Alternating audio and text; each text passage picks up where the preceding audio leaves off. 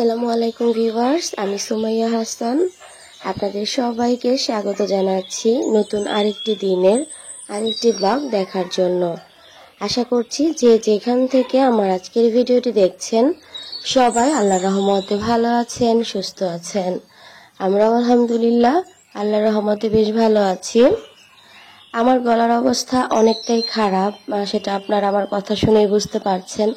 তো হয়তোবা কথাগুলো শুনতে আপনাদের কাছে একটু খারাপ লাগছে, তারপরও রিকোয়েস্ট করব একটু কষ্ট করে হলেও ভিডিওটা দেখে নেবেন।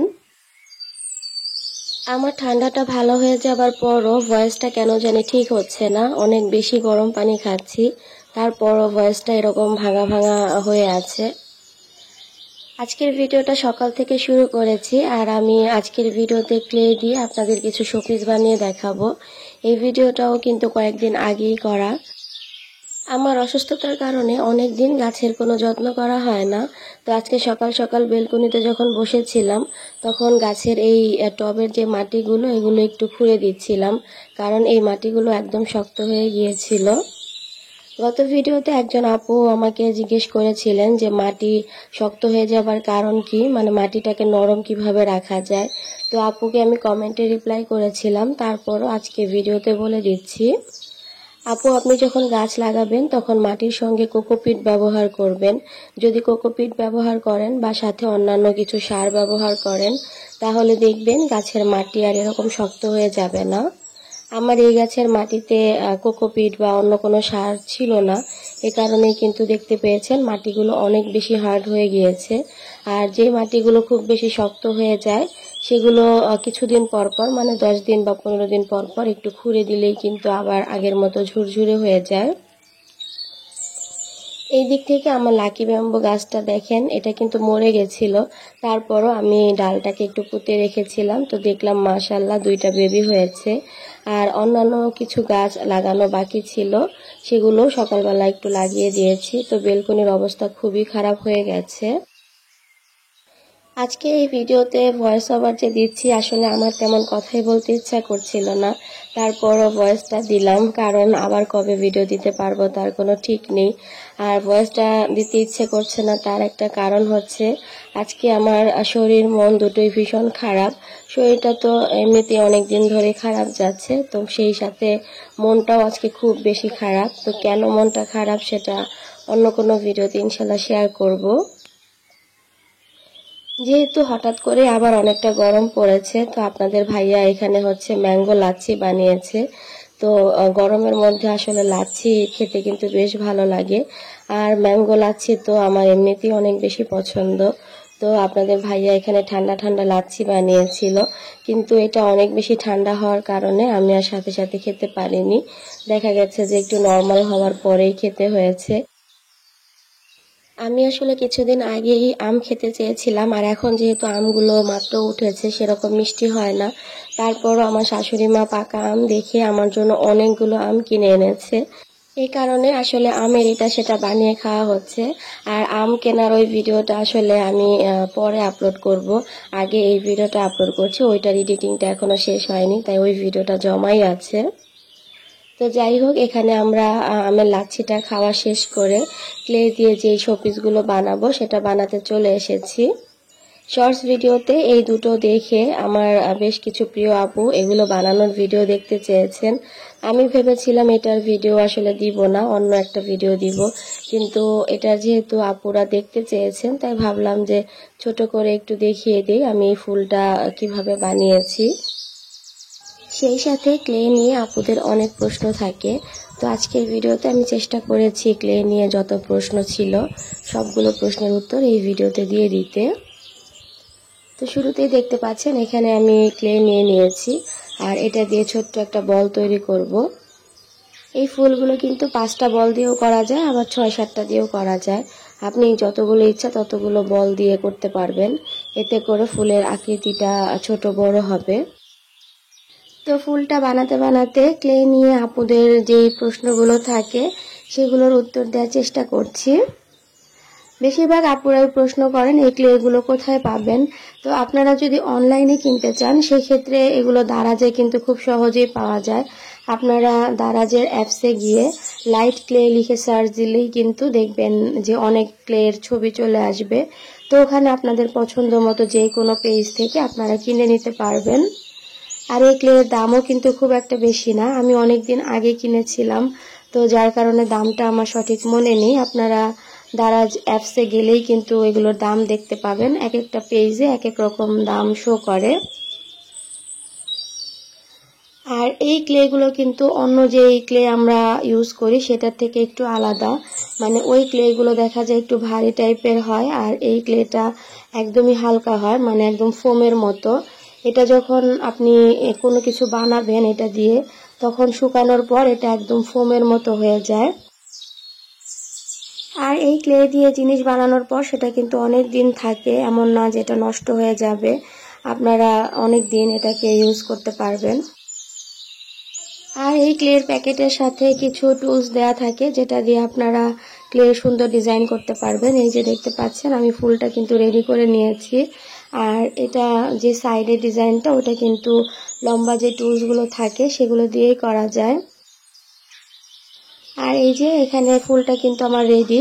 এখন নিচে টবের জন্য আমার ননদ হচ্ছে একটা বোতলের ক্যাপের ভেতর কিছুটা ক্লে দিয়ে দিয়েছে, আর তারপর এখানে একটা শলার যে কাঠি, আপনারা এখানে টুথপিক ইউজ করতে পারেন অথবা যে কোনো লম্বা কাঠি ইউজ করতে পারেন।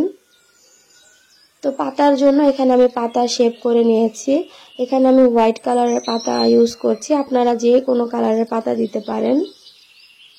টপটা দেখতে পাচ্ছেন আমার ননদ অনেক সুন্দর ডিজাইন করে দিয়েছে। এখন এটার ভেতরে এই যে লাঠিটা এটা জাস্ট আমি দিয়ে দিব, আর তারপর এই লাঠিটাকে পুরোটা আমি ক্লে দিয়ে কভার করে দিব। এটা বানানো কিন্তু খুবই ইজি, তবে দেখতে অনেক বেশি সুন্দর। আর এরকম ছোট ছোট শোপিসের মতো বানিয়ে আপনারা কিন্তু ঘর ডেকোরেশন করতে পারেন, বেলকনি ডেকোরেশন করতে পারেন, যে কোনো জায়গায় এগুলো রাখলে অনেক বেশি সুন্দর লাগে।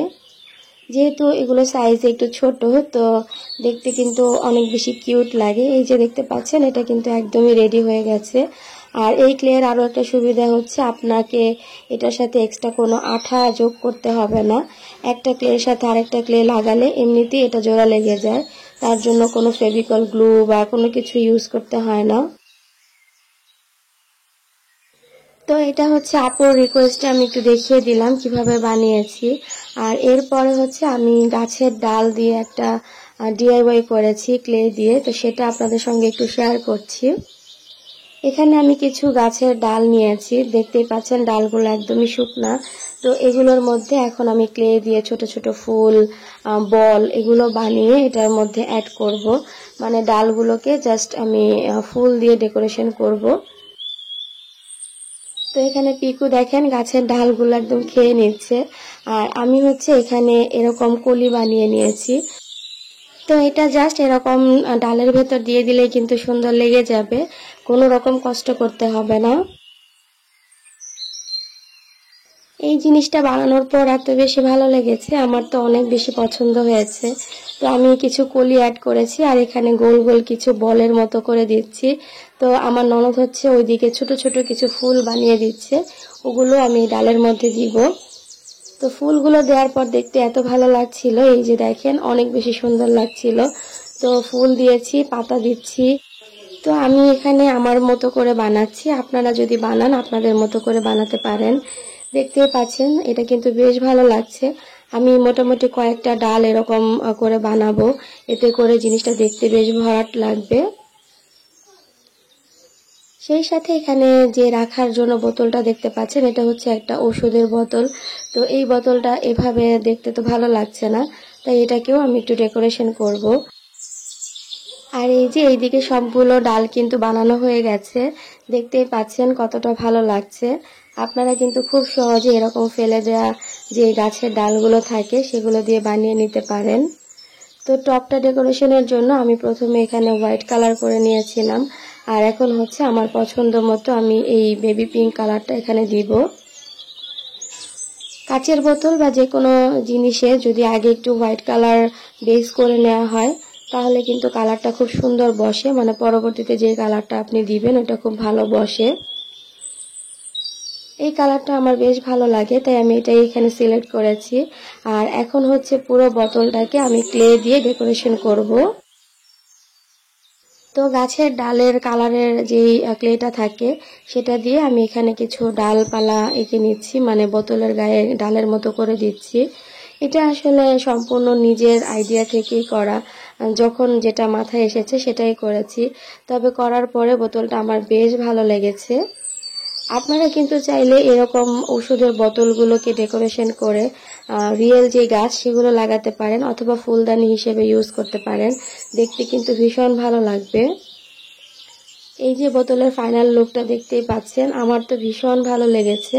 আপনাদের কাছে কেমন লেগেছে অবশ্যই কিন্তু কমেন্টের মাধ্যমে জানাবেন। এটা যে একটা ফেলে দেওয়া ওষুধের বোতল ছিল বোঝারই কিন্তু কোনো উপায় নেই। ক্লে দিয়ে কিন্তু খুব সুন্দরভাবে এটা ডেকোরেশন হয়ে গেছে। আর এই যে ক্লেগুলো যে আমি বোতলের গায়ে লাগিয়েছি, এটা কিন্তু কোনো আঠা ইউজ করিনি, এমনিতেই লেগে গেছে। ক্লে নিয়ে যদি আপনাদের আরও কোনো প্রশ্ন থাকে তাহলে অবশ্যই আজকের ভিডিওতে করে ফেলবেন। আমি চেষ্টা করব যদি আমার জানা থাকে আপনাদেরকে রিপ্লাই করতে।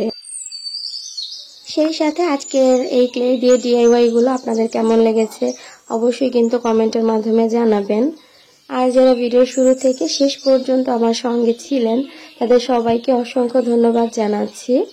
এই পর্যন্ত দেখার পর কোথাও কোনো অংশ যদি একটু ভালো লেগে যায় তাহলে প্লিজ ভিডিওতে একটা লাইক দিয়ে দিবেন। আপনি যদি আজই প্রথম আমার ভিডিওটি দেখে থাকেন আর আপনার কাছে পরবর্তীতে আমার ভিডিও দেখার আগ্রহ জন্মায় তাহলে রিকোয়েস্ট করব চ্যানেলটিকে সাবস্ক্রাইব করে আমার সঙ্গেই থেকে যাবেন। যারা অলরেডি আমার চ্যানেলটি সাবস্ক্রাইব করে প্রতিনিয়ত আমাকে সাপোর্ট করে যাচ্ছেন তাদের সবাইকে জানাচ্ছি অসংখ্য ধন্যবাদ। তো এই যে ফাইনাল লুকটা আপনাদেরকে দেখিয়ে দিচ্ছি। এখানে ডাল সহ টপটা একদম পুরো ম্যাচিং করে আমি বানিয়েছি, একদম সেট মনে হচ্ছে। আপনারা চাইলে কিন্তু আলাদাভাবেও বানাতে পারেন, সেটাও কিন্তু অনেক ভালো লাগবে। আর এই পুরো কাজটা করতে আমার ননদ কিন্তু আমাকে অনেক হেল্প করেছে। এই যে ছোট ছোট সব ফুলগুলো কিন্তু ও নিজে হাতে বানিয়ে দিয়েছে, যার কারণে কাজটা অনেক বেশি সহজ হয়েছে। তো ওভারঅল আজকের ভিডিওটি কেমন লেগেছে অবশ্যই কমেন্ট করে জানাতে ভুলবেন না। আজ এখানেই বিদায় নিচ্ছি। আল্লাহ হাফেজ।